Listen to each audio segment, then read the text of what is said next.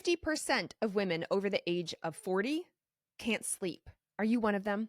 Can't fall asleep? Can't stay asleep?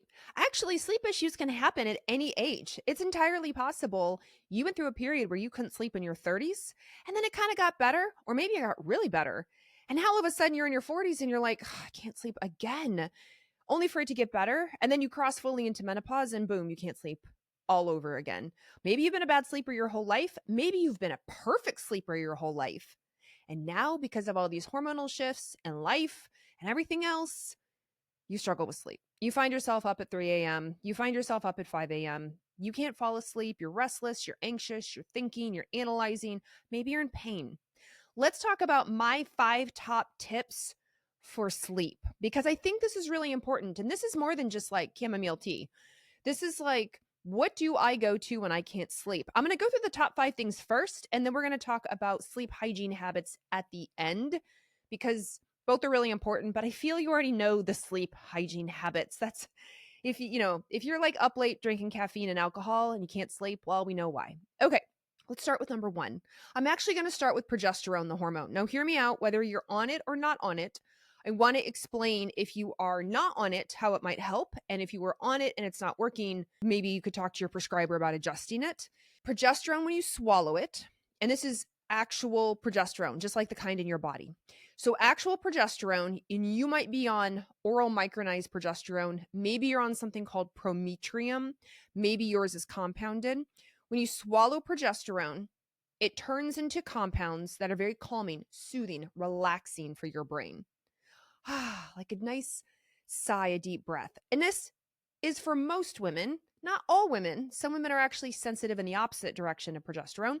But let's say you do get the benefit of swallowing that progesterone. You feel very calm and relaxed. This is why women like to take it at night before bed, because it can really help with sleep. So if you have not started progesterone, you're considering progesterone, and you've been offered the progesterone capsule, this is how it might help sleep. If you're already on progesterone and you're like, it worked at first and now it's not working anymore. So the progesterone capsule Prometrium, which is the branded version, only comes in 2 doses, 100 and 200 milligrams. If you're just on the 100, talk to your prescriber that maybe you need more. Maybe you need to go up to 200 milligrams. It's also possible you need the slow release progesterone. That has to be compounded. They don't have that at a regular pharmacy. Compounded means you're at a compounding pharmacy. Basically, it's a pharmacy with a pharmacist who makes it specifically for you. For example, I am on compounded slow release progesterone. My progesterone capsules don't have peanut oil in them. Prometrium does if you're in the United States. My capsules don't have food dye in them. Prometrium does. And my capsules are built to be a slow release. So they release initially, and they help keep me through the 3 a.m., 4 a.m., 5 a.m. wake up when I don't want to be awake. I personally have 100 milligrams compounded, so I can adjust the dose up or down as I need to. So you may want to talk to your prescriber if you are on progesterone. And let's say you're on 200 milligrams of progesterone, you may benefit from switching to a slow release. It's an option. So that's number 1. But let's say you're thinking, no, I've tried all that. I have done that and I'm still waking up. Or maybe you're like, I don't really want to do hormones. Like at all. I'm just, that's not what I'm doing. Or you're not ready for them. Okay, number 2, magnesium. Now there's a lot of talk about magnesium, but in particular things like magnesium glycinate, magnesium malate, magnesium L-threonate can be helpful. There are a lot of different forms of magnesium where that second word is a different word. It's all magnesium. It's the second word is a bonus. So glycinate has a little glycine attached, and that's calming, soothing, relaxing, among other things. Malate can be good for the muscles. So if you have sore muscles, stiff muscles, spasmy muscles, restless legs, then a malate or a malate blend might be good for you. Threonate can cross through up into the brain easier. Now, I will warn you against threonate. I am a person that threonate works better in the morning. It actually helps activate my brain. I have plenty of friends and colleagues that like threonate at night because it is good for relaxing, actually, and like winding the brain down so they're not overanalyzing, so to speak. There are other forms of magnesium, like you might be on citrate. Citrate is more, it's a good form of magnesium, but it does help more move things along in the digestive tract. So if you have constipation, most people like their magnesium citrate at night because they get the magnesium benefit, so they sleep, and they get the citrate benefit, so they have a bowel movement first thing in the morning. You may be on some sort of combination, or maybe you'll find a combination that has, citrate and glycinate in it. Or sometimes it'll say bisglycinate, B-I-S, bisglycinate, or malate, or L-threonate. So you'll see these other words in there. So I want to throw it out there that magnesium can be really helpful. The typical dose for magnesium, you do have to talk to your doctor or healthcare provider about it. But on average, I would say most adults are somewhere in the 250 milligrams up to 500 milligrams at night before bed. You do have to be careful. If you take your thyroid medication before bed, you don't want to take your magnesium and thyroid at the same time. Magnesium is a mineral, and it can get in the way of thyroid absorption. So just be aware about that. Like, separate them by about an hour or so. But yes, magnesium can be quite helpful. And it's magnesium that you swallow, although there are magnesium, like everyone's taken probably an Epsom salt bath. Like that form of magnesium is quite relaxing as well. It soaks through the skin.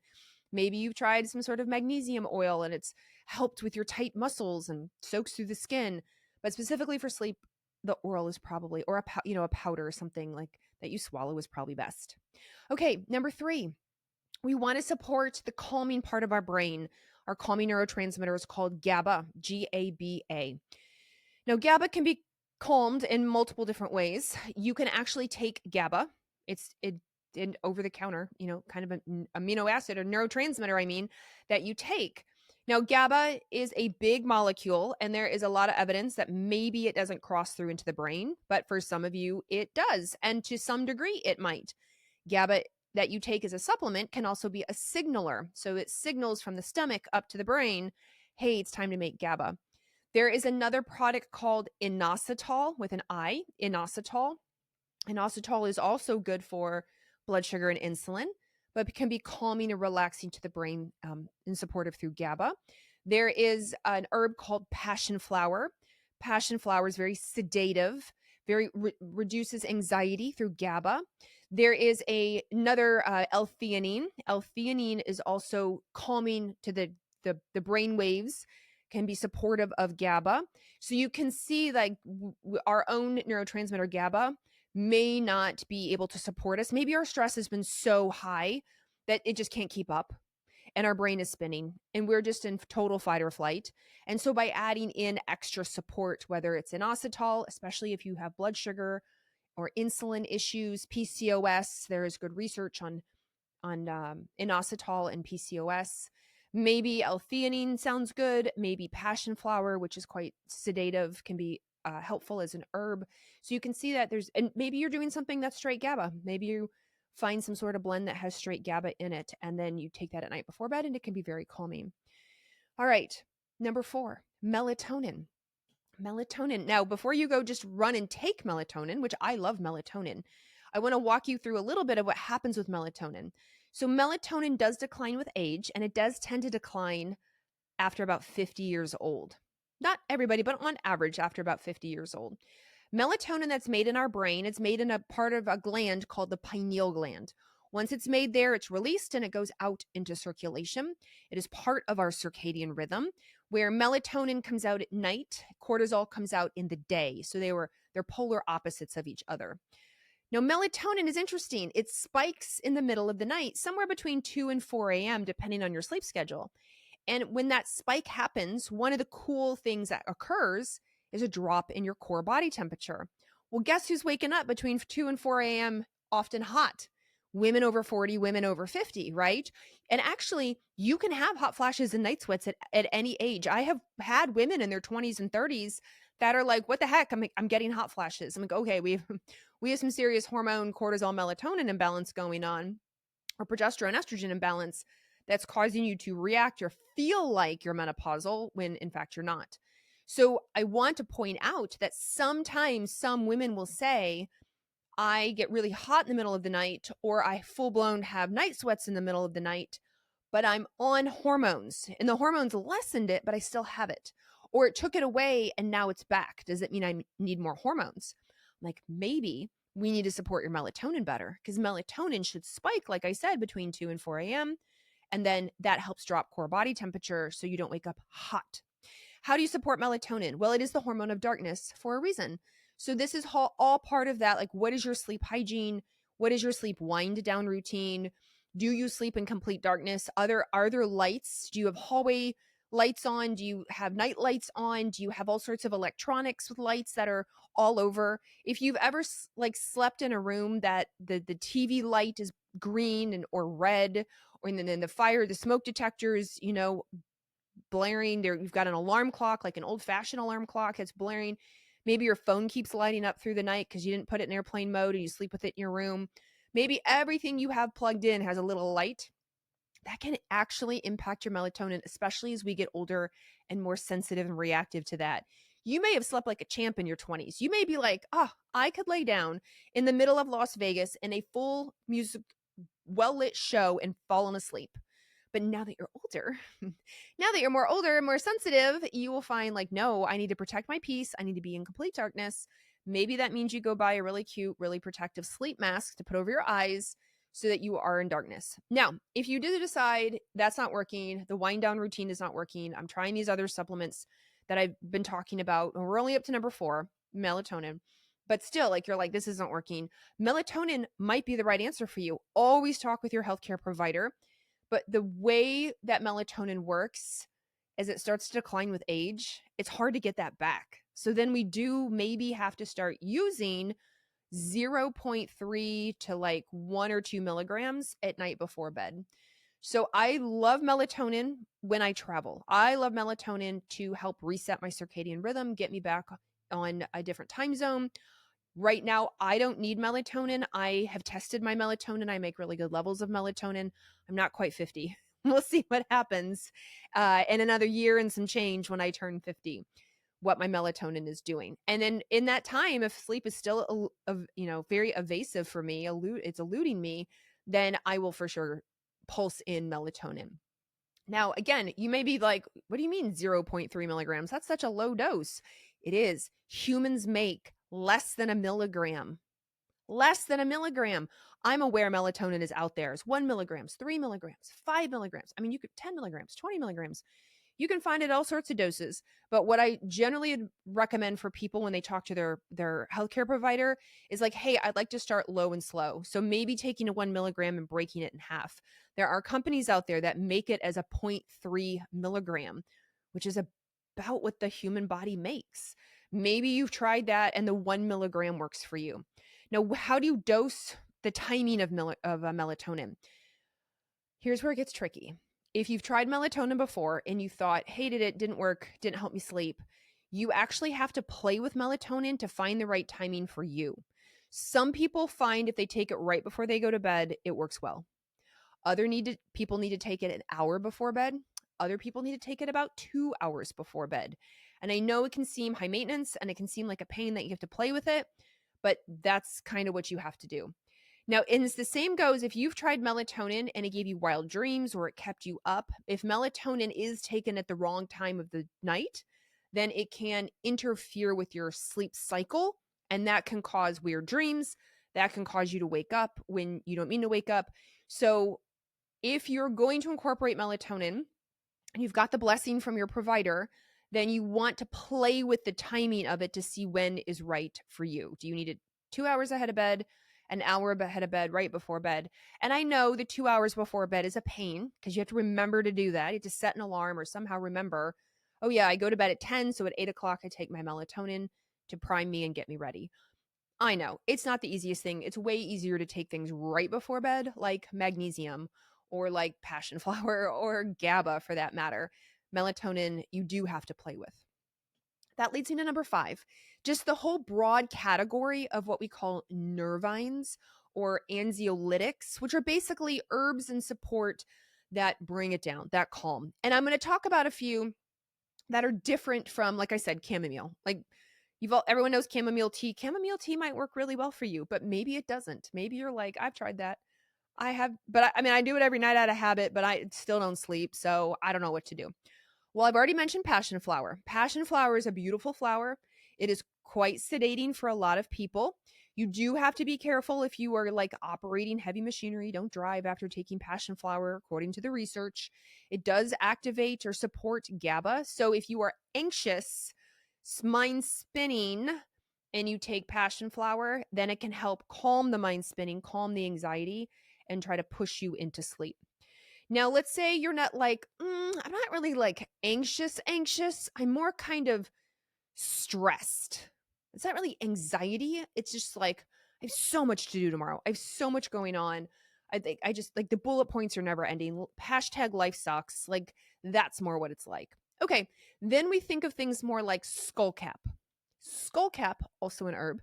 Skullcap also supports GABA, but skullcap isn't as like anti-anxiety as passion flower is, and skullcap is more for like the stressed out. It's also good if you get muscle tension, spasms. So if you're laying in bed at night and like your upper shoulders and neck are just so tense, your head is tense, like you go to rub your fingers through your hair and your scalp is tense. Maybe you've got like just tight hips, you have tight legs. Skullcap combined with magnesium might be of benefit because that, from an herbal perspective, might be helpful. Let's say you're like, kind of, but actually, the reason I'm not sleeping lately is more heart related, as an emotional heart. Went through a horrible breakup. I'm going through divorce. I'm switching jobs. My kids are moving out of the house. My parents are not doing well. My heart is hurting. That's the herb hawthorn. We love, it's actually a berry, hawthorn berry. It's known as crataegus, and it is, I had an herbalist once tell me hawthorn, like the tree, if you've ever seen a hawthorn tree, but the hawthorn berry is this beautiful, like it creates, like this beautiful red, um, you could take it as a solid, you can take it as a tincture, you can take it as a capsule. And I had an herbalist say to me, it just like wraps a big old warm hug around your heart. And so if you're feeling like I just can't sleep, it's not so much anxiousness. It's more like, it's heavy on my heart. Well, adding something with hawthorn might be a good option for you. So, and you may even be like, well, I need all the above. I sound like a Valerian skullcap hawthorn type of person. And maybe that's the case. Talk to your provider. But let's say you're like, no, I am burned out. I am completely frazzled. I am shattered. I'm all over the place. I'm emotionally labile. That's when we think of more milky oats. Milky oats, it can help with sleep because it's like, whew, let's bring it down. Let's not have you be so emotionally labile. Let's have you not be so scattered so that you can go to bed and fall asleep. Now, some of these you can use in the day. You can absolutely use hawthorn in the day. You can use skullcap in the day. You can use milky oats in the day. Milky oats is also known as Avena.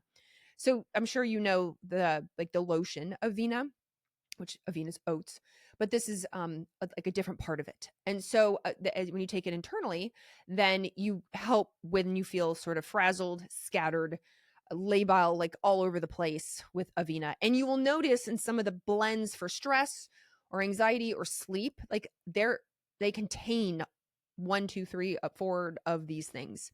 Now, the last thing I'll talk about is L-theanine, which still falls in category number 5, which in the like herbs and things is L-theanine. So L-theanine is brainwave changing. And I mentioned it before with GABA because it is supportive to GABA, but L-theanine is a really nice one if you are scared of flying.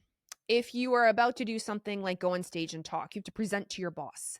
You just get ramped up in, your super fight or flight in your head, and L-theanine just takes the edge off. So whereas milky oats helps when you're burned out, frazzled, and completely all over the place with your emotions, L-theanine is more of a spot treat. So it's not going to knock you out. It's not sedative like passion flower, but it is more calming. Take the edge off. You're about to get on a plane. It's going to be fine. Here's L-theanine.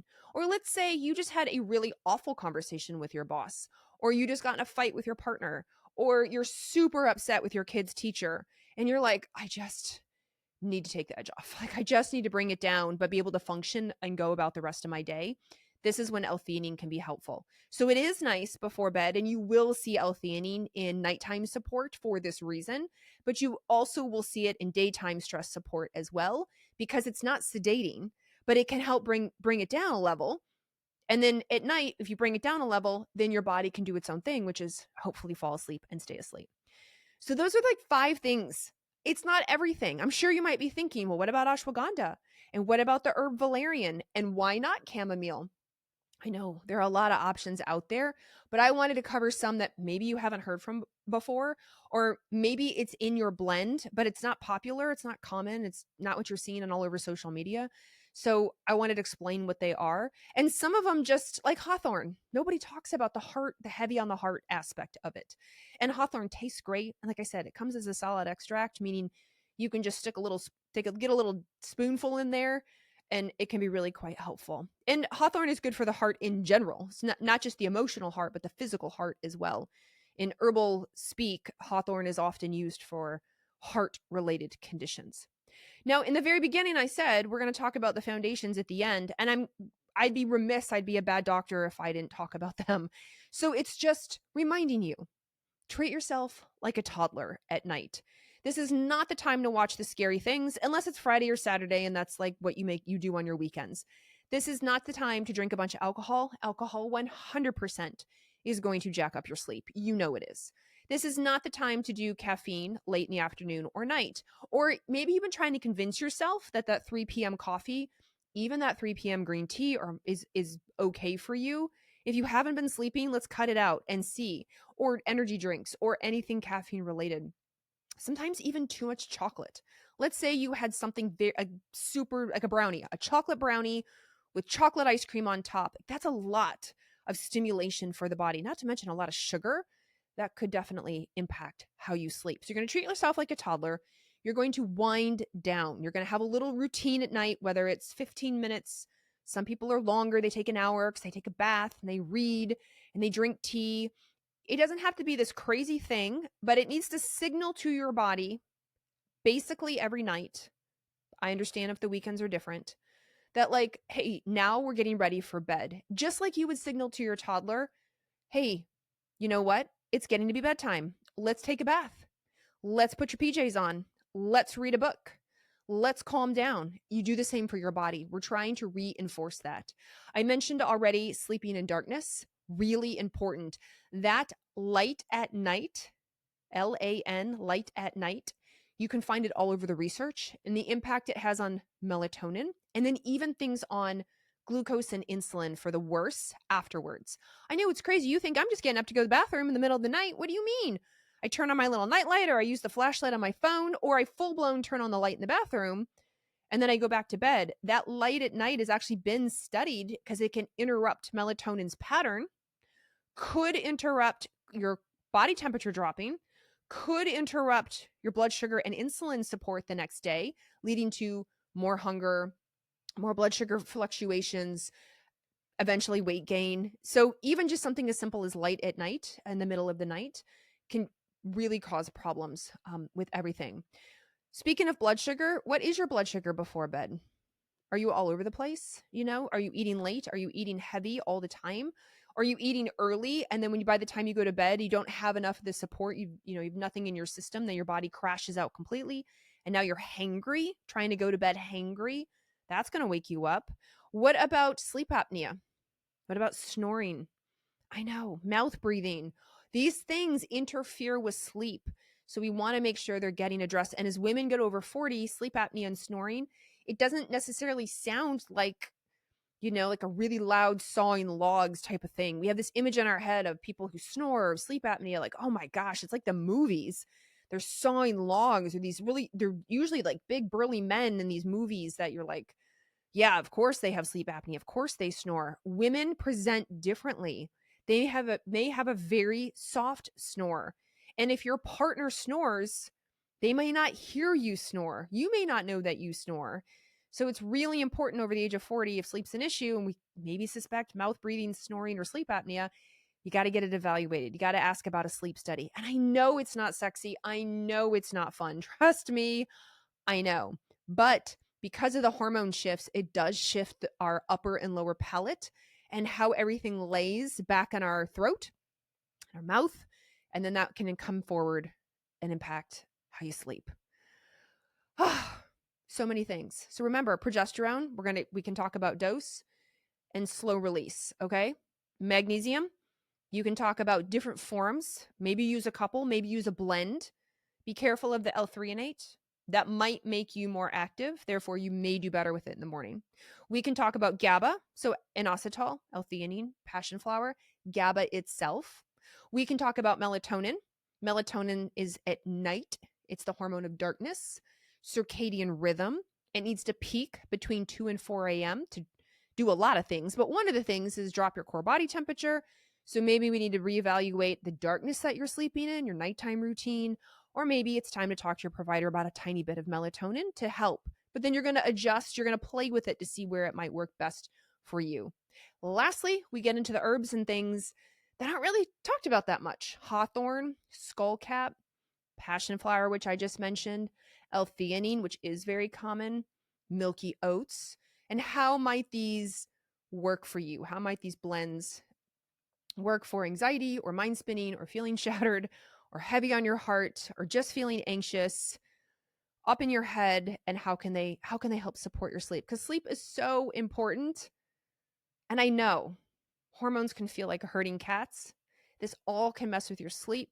Sleep messes with everything in your body, and I do not want that. So, take heed, take this back to your provider, take notes, get good sleep. Your body needs it.